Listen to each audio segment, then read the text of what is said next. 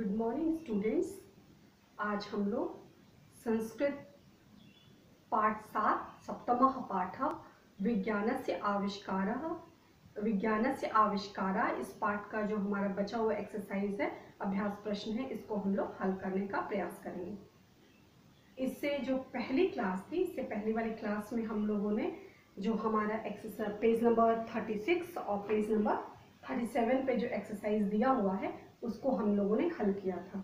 Page number 36 पर third one परस्परम melam कुरु, ये हम लोगों ने हल किया था। और फोर्थ वन विभक्ति वचनम च लिखत, विभक्ति और वचन लिखिए। तो ये दोनों एक्सरसाइज हम लोगों ने हल किया था। आज हम लोग फिफ्थ वन जो हमारा पांचवा एक्सरसाइज है, पांचवें एक्सरसाइज को हम लोग हल करेंगे। आइए देखते हैं फिफ्थ वन क्या है।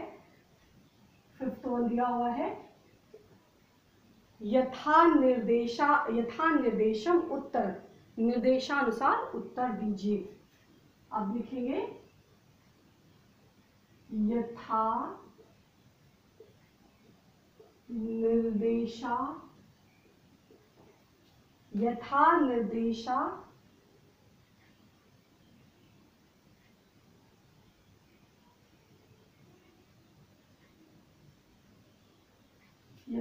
निर्देशम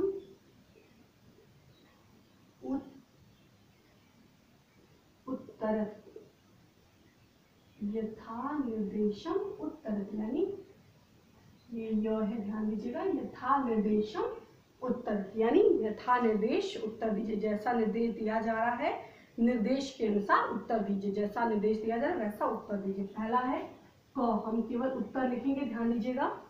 पहला प्रश्न क्या है, गृहीत्वा इति पदे कः प्रत्ययः अस्ति। गृहीत्वा इति पदे कः प्रत्ययः अस्ति। गृहीत्वा जो शब्द है, गृहीत्वा,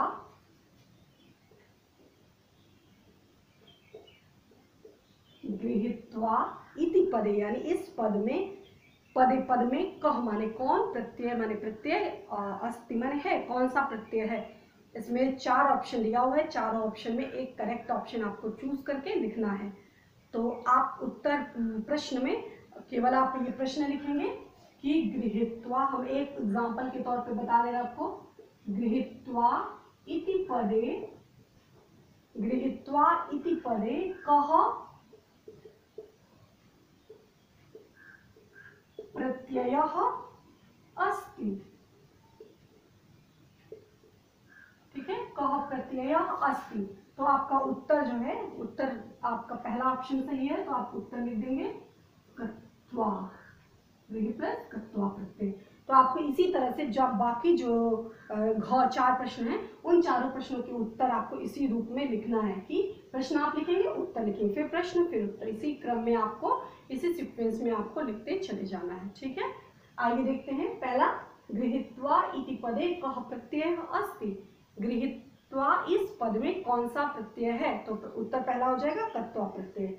अब इसी प्रकार ख हम प्रश्न पढ़ते हैं। प्रश्न क्या है, शत्रुणाम इत्यस्य किम विलोम पदम अस्ति। शत्रुणाम, शत्रुओं का की के जो भी, शत्रुओं का इत्यस्य इति अस्य, इस के, किम माने क्या, विलोम पदम है, इसका क्या विलोम पद है।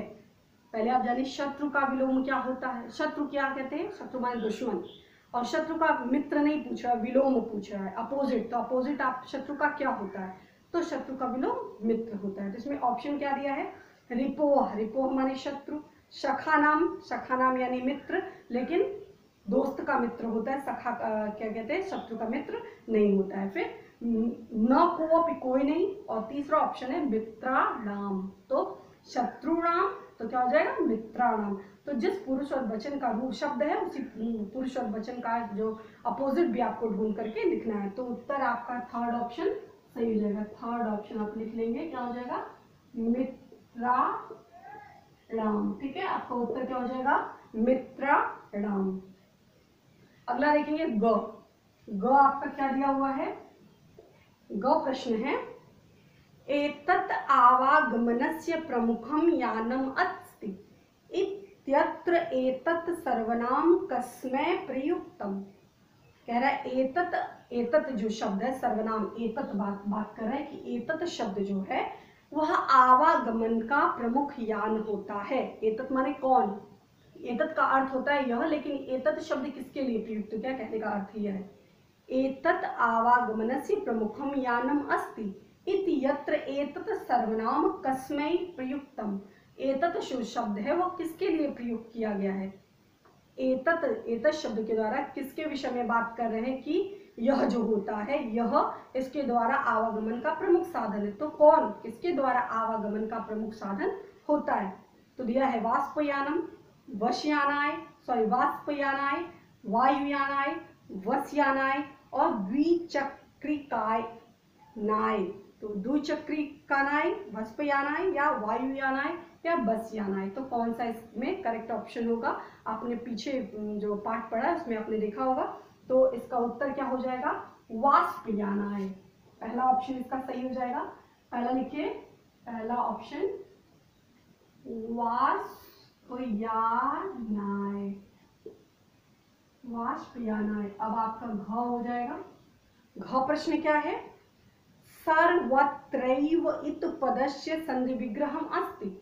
सर्वत्रैव, सर्वत्रैव जो सर्वत्रैव शब्द है इस पद का संधि विग्रह यानी संधि विच्छेद क्या होगा, तो चार ऑप्शन दिया, सर्व प्लस तत्र एव, सर्वत्र प्लस एव, सर्वत्र प्लस व, सर्व प्लस तत्र एव। तो आप क्या लिखेंगे, सर्वत्र, सर्वत्र स है, सर्वत्र प्लस एव, ठीक है। यह आपका फिफ्थ वन हो जाएगा। अभी आपको लिखना है सिक्स प्रश्न क्या है, सिक्स क्या है, सिक्स नंबर नहीं पढ़ा है, यहाँ पे आपको लिखना है, आपको अपने मन से डालना है, मूल्या क्या हो जाएगा, मूल्याधारित प्रश्न।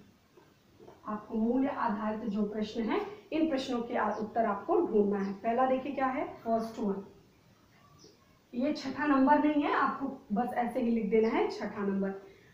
कीदृशम यंत्रम लोकप्रियम भवति, किस प्रकार का जो यंत्र होता है, कैसा यंत्र जो होता है वह लोकप्रिय होता है। तो चार ऑप्शन है इसमें, करेक्ट ऑप्शन जो एकदम एप्रोप्रिएट, एकदम उचित आंसर होगा आपको उसी को लिखना है। दिया है आधुनिकम, जो आधुनिक यंत्र, जितने भी आधुनिक यंत्र हैं क्या सभी लोकप्रिय होते हैं। सुखकरकम, क्या जो सुख प्रदान करने वाले होते हैं वो सभी बहुत लोकप्रिय होते हैं। वैज्ञानिकम, जो वैज्ञानिक यंत्र होते हैं वो लोकप्रिय होते हैं। या जीवनोपयोगी, तो आपको एप्रोप्रिएट आंसर ढूंढना है। तो इसका क्या ऑप्शन हो जाएगा, घ, क्या हो जाएगा, आप प्रश्न लिखेंगे जीवनो, क्या हो जाएगा, जीवनोपयोगी, ठीक है। आप प्रश्न लिखेंगे, पहला नंबर डाल के पहले प्रश्न लिखेंगे, फिर उत्तर डाल के आप उत्तर लिखेंगे। अब आप दूसरा देखिए, दूसरा क्या है, दूसरा भी इसी तरह से है, विज्ञानस्य आविष्काराः जीवने कथम उपयोगिनः भवन्ति। जो विज्ञान के आविष्कार हैं वह जीवन में कथम माने किस प्रकार, उपयोगिनः माने उपयोगी, भवन्ति माने होते हैं। विज्ञान के जो चमत्कार, विज्ञान के जो आविष्कार होते हैं वो जीवन में किस प्रकार उपयोगी होते हैं, ये आपको बताना है। क्या आकर्षकत्वात्, आकर्षकत्वात् मतलब जो आकर्षक हो, बहुत ही अच्छा लग रहा। सुलभत्वात् मतलब बहुत ही आसानी से मिल जाए वह। या नूतनात् कारणात् मतलब नए नए हो इस कारण। या विविध कारणात्।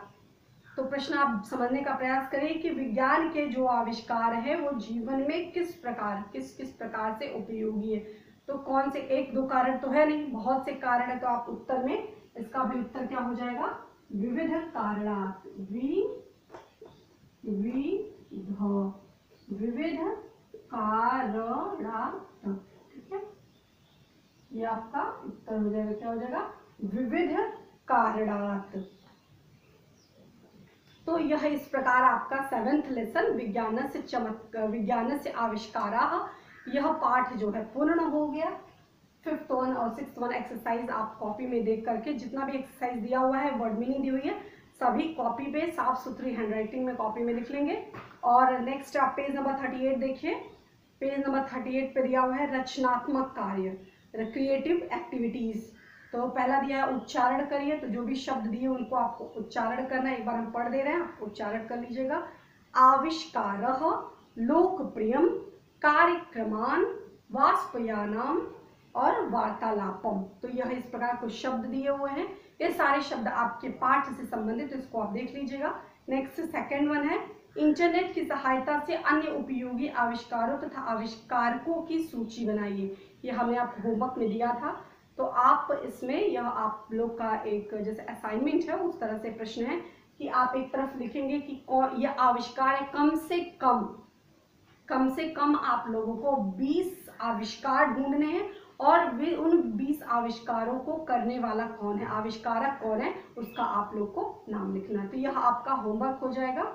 तो होमवर्क के रूप में शब्दार्थ और जितना भी आपको एक्सरसाइज 7th लेसन दिया, सारे एक्सरसाइज आप कॉपी में कंप्लीट करेंगे और उसके साथ साथ कॉपी में ही एक पेज पर लिखेंगे कि विज्ञान के आविष्कारक के कौन कौन से आविष्कार हैं। आप इस प्रकार एक मान लीजिए आपका पेज से बना देंगे, एक तरफ आविष्कार लिखेंगे और एक तरफ आविष्कारक लिखेंगे, कौन आविष्कार किसने किया यहाँ पे लिख करके एक सूची बनाना। तो एटलीस्ट कम से कम 15 नाम, उस 15 या 20 नाम उसमें होना चाहिए।